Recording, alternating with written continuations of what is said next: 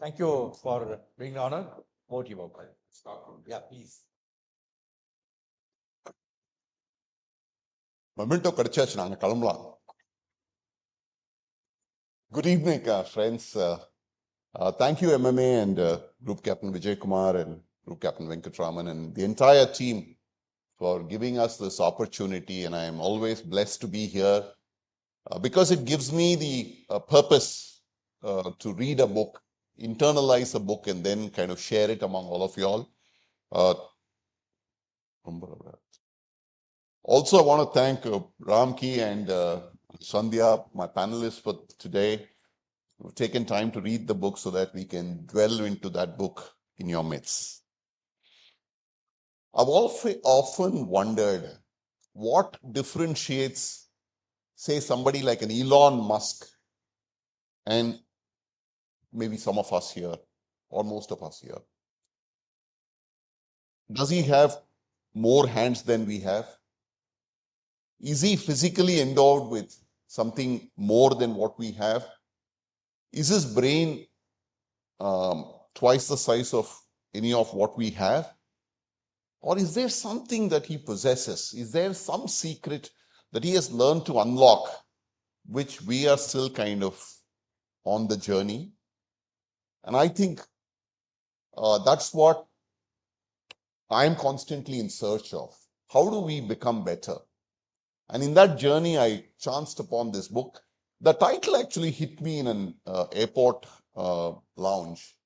I'm a chartered accountant, as you would have seen. During the course of, I run a financial consultancy firm. So compounding is something that comes quite naturally to us. We're all constantly in the realm of compounding.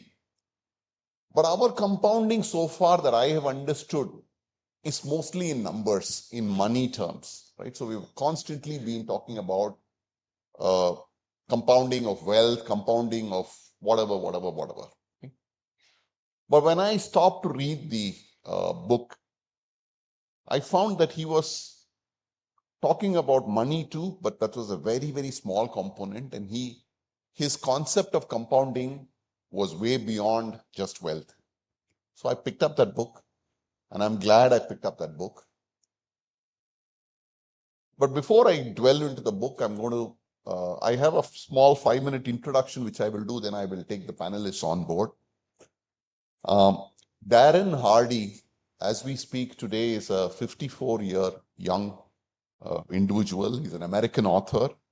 He's a multi-millionaire, made his money through keynote speaking. He's an advisor to some of the most successful corporate executives in America. He's a former publisher of a magazine called Success, and he's a New York Times bestseller.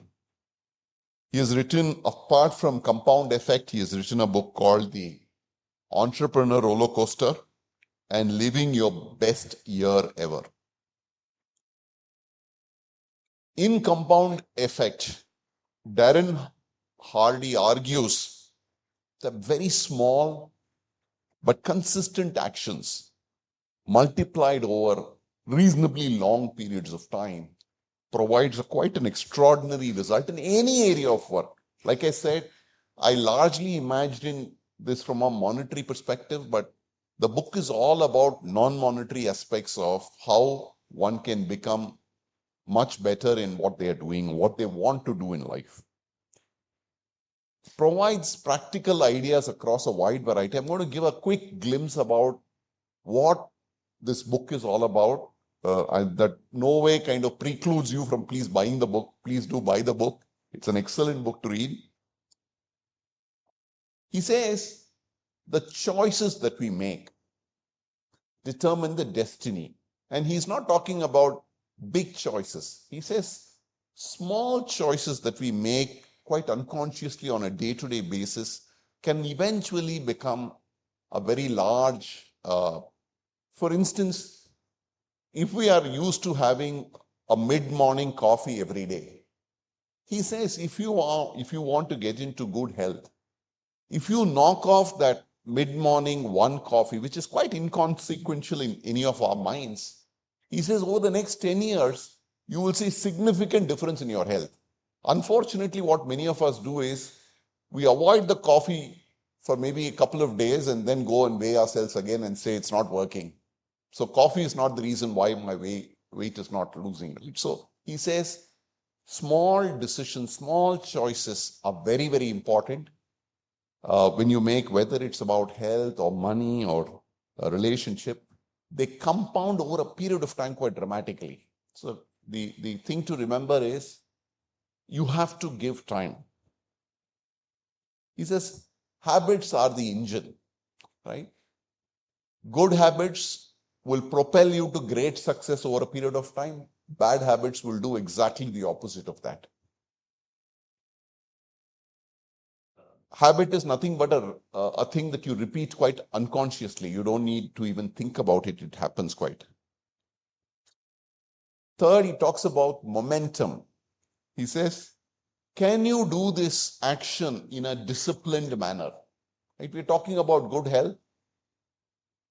January is coming up.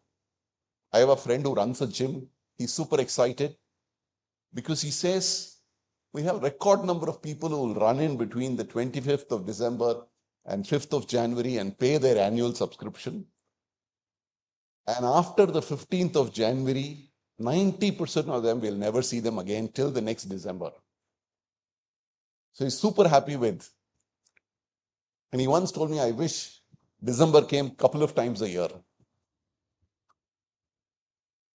Momentum is the ability for something to happen with discipline, day after day after day after day. Can you do rain or sunshine? And the author portrays a beautiful story of himself, his father, the coaches who run some of the most successful sports events in America. Michael Phelps, beautiful example of how over a 12-year period, Michael Phelps talks about a 15-minute break that his coach gave him. In 12 years, he can only remember that I'm so thankful that my coach gave me a 15-minute break, and it's so significant. And that's why he won 28 swimming medals in Olympics. Right? 28 medals. I don't think there are countries which have won 28 Olympic medals. One man. That's the power of discipline, which builds because it leads to momentum. And of course, we all have heard this. Show me your friends and I will show you your destiny. Right? We are the sum total of the 5 people who we hang out with. Hang out with smartest of people, you yourself will turn smarter. And that's so important. Our forefathers have been smart about it. He talks about the same thing. And he says, please take responsibility for your life. We are 100% responsible for our life. At 5:30, 6 o'clock, this meeting has to start. We have to be here. Mount Road is rumba traffic on Mount Road, or it's raining, X, Y, Z. He says, if you take responsibility, automatically your mind, your unconscious mind starts taking over and tries to work in a manner that you will succeed in life. If you're used to finding excuses, he says, your mind will also relax. So take responsibility, be consistent. And last, he says, true success comes when you hit the wall. In a parlance of marathon running, a wall is something that is quite insurmountable. If you know a 42-kilometer marathon run, usually the runner shouldn't have a problem till about 30-35 kilometers. They will manage, even the best of runners. Around that time, they will hit what is called a wall phenomenon. The body physically will give up. Will say, I cannot run anymore, right? They're only powered thereafter for the next, say, 7 or 10 kilometers based on their mental strength. Their mind pulls the body back in, moves on. And the author alludes to that, saying that, can you accelerate beyond that point? Can you run beyond the wall? And that's where true success lies. And Elon Musk is a true proponent or the exponent. I mean, I'm not trying to exaggerate one individual, but I still remember when COVID broke out, and there was a lot of questions whether Tesla will, and Tesla went through 2 quarters of very, very weak sales and deliveries, and they had a lot of problems in the factory. And then COVID broke out, and people wrote off Tesla. They said this organization is dead because they're going down the tube. And now with COVID, shipments have stopped, supply chains are affected. They are going to kind of go down the tube. What did Elon Musk do? Elon Musk built a room with a glass wall right in the center of the factory, and for the next 9 months didn't move out of that place. He sat, he slept, he worked out of that one room for the next 9 months, made sure that Tesla moved back up to where it needs to be.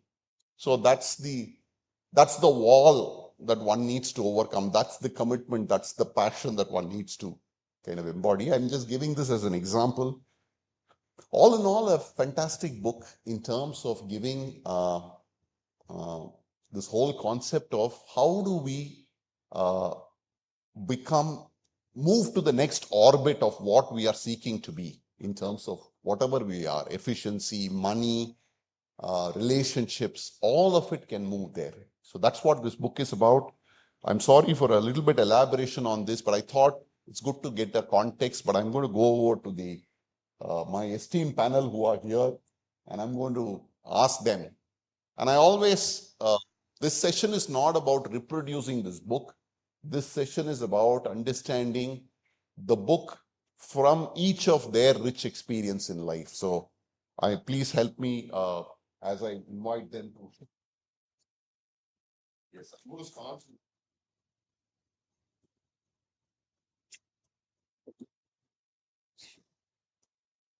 Sandhya is a fabulous motivator, come coach, come articulator. So I learn a lot every time I meet her and I interact with her. She comes with rich experience. Thank you, Sandhya, for being here. Thank you. And if you could give us your views on this book and your initial thoughts, and then we'll take it from there. Sure. Thank you. Honestly, I'm not a visual person. I'm an auditory person. I hear a lot than I read a lot. Since the book came from Babu, and Babu always does and thinks only good for me, I truly believed there is something in it which Babu wants me to understand and learn. So I read the book thoroughly, all the 6 chapters, including forward, preview, conclusion, index, everything, all in all. It was a fabulous book. Please, and this is coming from a person who does not have the habit of reading, but only hearing book. It's a fabulous book. The one thing which I want to share, when I read the book, it truly resonated. It connected with certain experiences that I had. See, I'm a qualified dentist. I'm a dental surgeon. I did my bachelor's in dental and master's in dental surgery. In the bachelor's Panambodu, that's a first year. After 12th, we join college. There is an exercise which is called, you need to carve tooth out of wax. I need to carve tooth. A highly fine skill we need to use a sharp carver, and we need to carve the tooth in a block of wax. And I was pathetic in it. I am not a creative person. By consequence, I joined dentistry. The time always I will submit it late. I used to feel so scared of carving. I used to take 3 hours to carve a tooth on a single block. Exams were coming. Exams was in October. The time allotted was 45 minutes to carve a tooth. That was the time allotted for the exam. It was June and the exam was in October. June, July, August, September.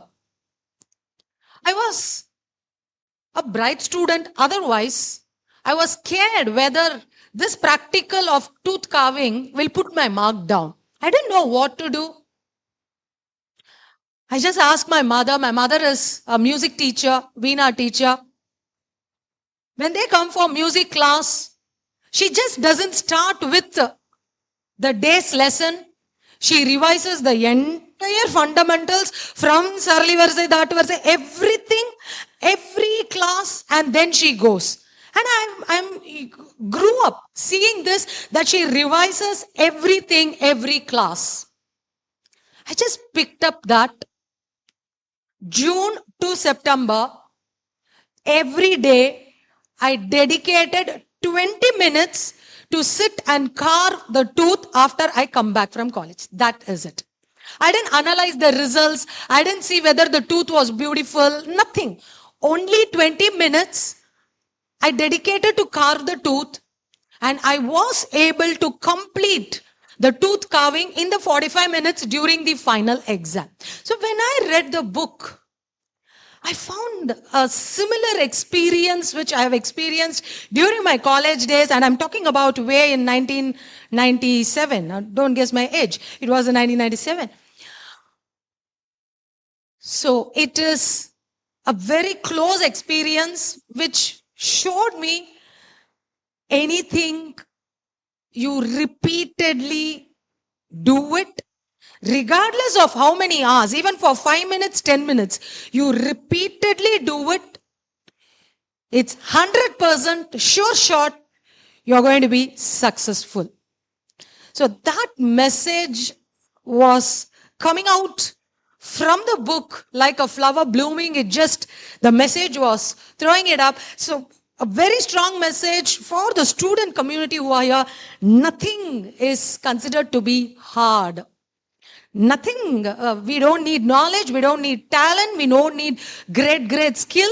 The author says all you need is consistent practice every day, regardless of how many minutes, consistent practice every day. You beat talent, you beat skill, you beat degrees, you beat the global competition. And he says consistency is the tool. So the word that I pick up from the book is consistency. Thank you, Babu. Yes, Ramki, your thoughts on the book and your views. First of all, thanks Babu and thanks MMA for this wonderful opportunity. Incidentally, in the month of October, I was addressing a seminar and I got a gift. The book was Compound Effect. But as usual, I just kept it. I thought, no, I'll read it some other day when I'm traveling, etc. But that didn't happen. But last month when Babu called up, some divine sources saying, go and ipavad padra, that kind of thing. So it's a great book. Really, lot of things we read about habits. There are great books on habit, but this is the simplest one what I could able to see. Just 150 pages or so, as Babu said, cleanly described.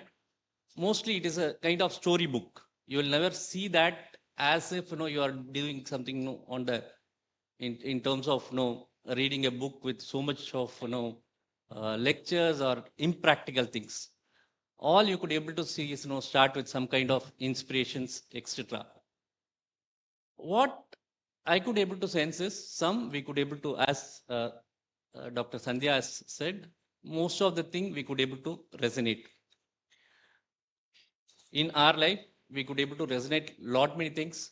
Some of the things what it gave is a kind of we say eye opener. This we were doing it. Now probably I've left it. When I reached a place, but a book talks about a particular restaurant which do great amount of business because of the hospitality of the team as well as the manager or the head. They lose that in a period of 18 months time. Just lost the entire thing and become zero in 18 months time, because that focus, that attention, what made them successful, that has completely gone out. That's something which immediately struck. So there are some elements which we have innate in us, which takes us to the stage where we reach a particular point. Yes, we say we can qualify to be called as successful, but thereafter we lose that momentum. So one, it gave us that alarm, and something which could able to resonate, that is something which I would like to say. In 2016, when Jio launched their services in India, one of my friend came and said, friend, why don't you look at their prepaid services? I was using postpaid. I was having 2 SIM cards, one for general usage and other one for data, particularly for data. Both were postpaid.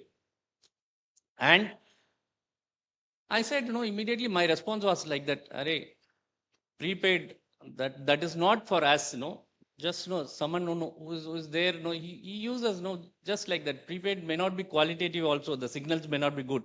He said, why don't you try? I just kept quiet, but every day I reflect my conversations during the day. In the night I was thinking, yeah, the idea sounded good, so I went and checked their offers. I was paying about 1,200 per month per plan at that point of time. What the prepaid plan costed was little less than 200 per month. I subscribed for an annual plan for one of the SIM cards the next day. The financial planner in me woke up and he said that go and use that extra 1,000 rupees instead of spending, just start a SIP, systematic investment plan. Just went to do that thing. In 6-7 months, I got more interested. I changed the other plan also, just went to do that thing. Now, this is my 10th year. I'm just completing that SIP. I have other SIPs, but just this is 10 years. My contribution, net contribution, would have been something close to 1.86 lakhs today. The value of that SIP is today 4 lakhs. I just noted that SIP as Geo SIP in my portfolio. It is Geo SIP. Because many things I say, this is for my wealth, this is for my daughter's marriage, this is for my retirement, etc., etc. I put my goal, but this is Geo SIP. This wealth is not mine, given by somebody. I just use that opportunity. And today, that story, I could able to resonate that the opportunity is there with you. All you have to do is, you have to be prepared. You have to wait for that opportunity, and you have to put that action. You have to take that action. That gives that result which is radical, which is super natural. That is what we can call it. Thank you.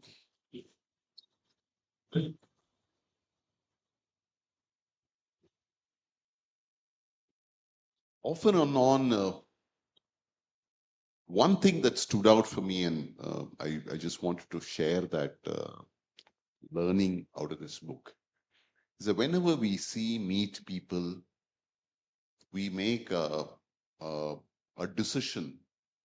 And in today's day and age of Zepto, where everything we want in 5 minutes, right? So we want whatever we want it instant delivered. And I've seen this, and I've been equally a person at this, right? So we get into an elevator, and the elevator is designed to close in 5 seconds. And you get in and you find that there's nobody else in the elevator.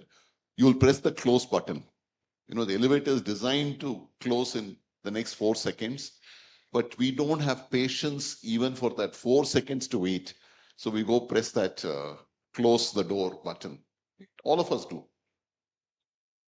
So in a scenario of that nature, the author alludes two scenarios, and I kind of try to dramatize and think about what the alternatives are.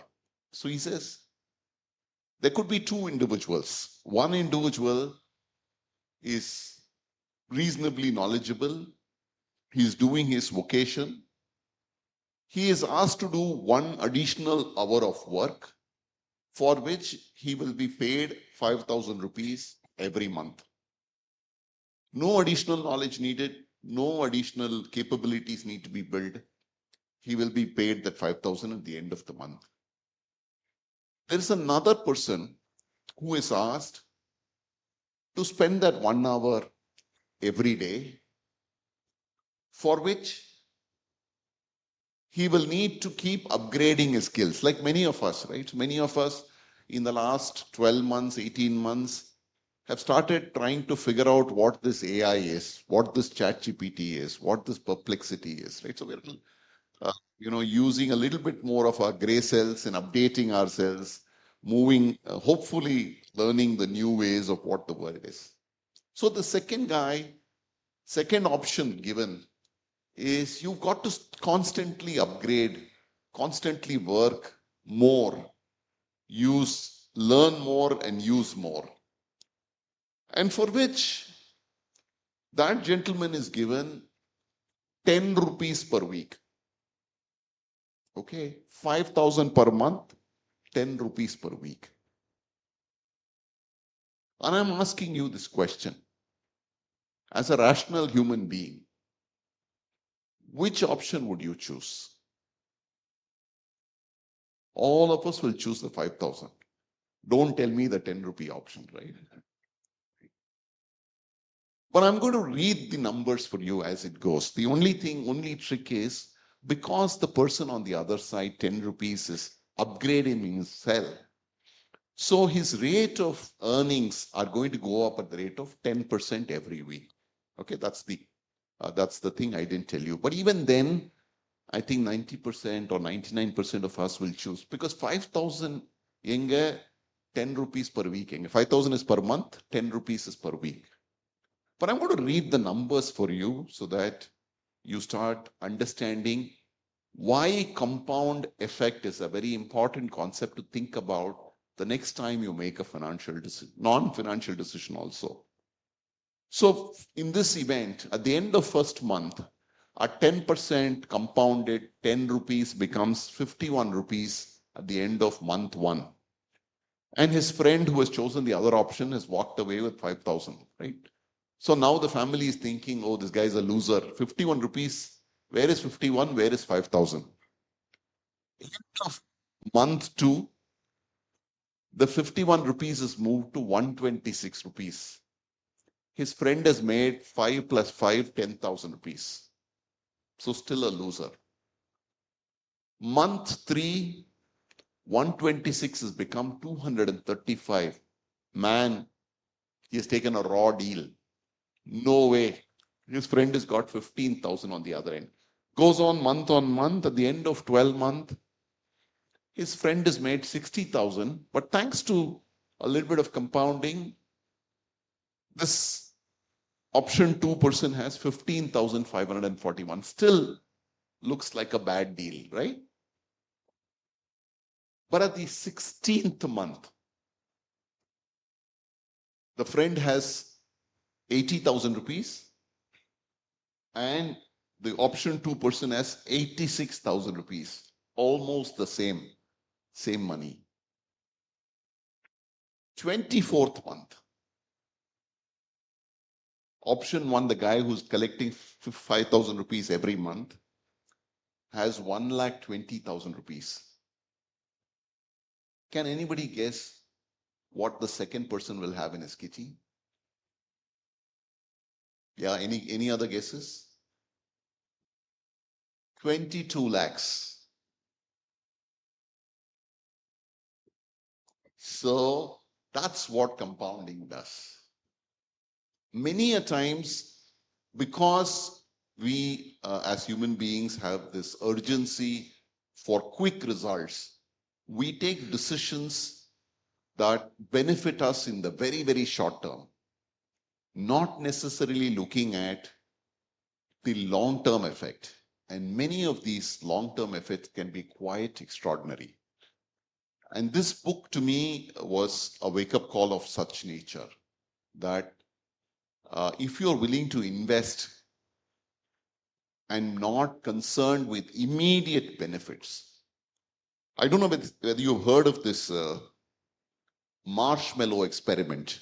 This happened in the US, where small kids, 5-year-old kids, were given sweets that they could eat, but if they could hold off eating that sweets immediately, 5 minutes later, they would be given one more sweet. They would be left to themselves.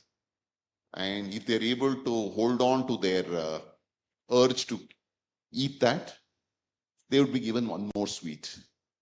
And the marshmallow experiment continued for many decades, almost 80 years, 8 decades it continued.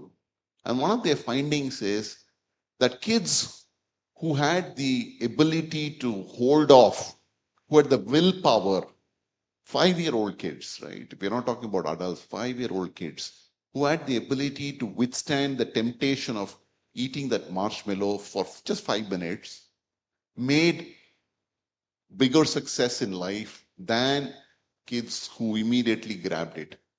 So the point which I'm trying to make is that even a 5-year-old kid, the journey of life, trajectory of choices that one makes, even at that age, kind of matters. But I'm going to kind of pause here and get Sandhya again here and tell me one or two topics out of the book, or this thing about the book that you think resonates and contrasts with current learnings that you have. Yeah, one particular topic that really contrast from today. I do a lot of programs in institutions for college students and 11th, 12th students I've been doing. The author says, to start a task, you need motivation. To continue the task, you need only discipline. Because the motivation is like a spark. It fades away. It goes off. How do you continue the task? For which you need discipline. So that's a formula, he says. The formula, what the author says is, for any task, say for example, in the case of a student who decides to study a particular topic, he needs to decide, decision, which comes as a choice. He can choose to study, choose not to study. Whatever it is, the decision taken. The right decision taken will accumulate to give the right behavior. He takes the book, he opens the book, he focuses. So the right decision will lead to the right behavior. Repeated right behavior will become the right habit. Every day at 5 o'clock, he takes the book, opens it, and it becomes a habit. Habit is a behavior where you don't put any effort voluntarily. It is automatic. It becomes a habit. Repeated habit, it becomes the second nature of the person, and that decides your destiny. So this is the formula. Right decision, which becomes the right behavior, that turns into the right habit. If consistently we follow the right habit, your future is secured. You are having a success. So this is the formula. So when I go to 11th, 12th class students, the one question which they ask is, ma'am, when the school reopens, we are very happy. I take the book and study. But when they tell some test, yes, I get motivated and I study. When the exam is nearing, that fear of exam, yes, I study. But in between the test, in between one exam to another exam, I am not motivated to study. What would I do to study? Because they don't study. Only when they have continuous pressure, they are motivated to study. Otherwise, they lose this habit of getting into study. where I find a beautiful solution or an answer that the author says, and that is called the why power. The why power. Why do you want to study? Why do you want to do this job? Why do you want to practice chartered accountancy? Why do you want to be a photographer? Why do you want to run MMA? When that why, the purpose, if it is very deeply clear, strong, then you don't need external motivation. The fire is automatically inside. The one wonderful lesson, if Babu has to ask me, when you take a decision or a habit, separate your feeling from it and your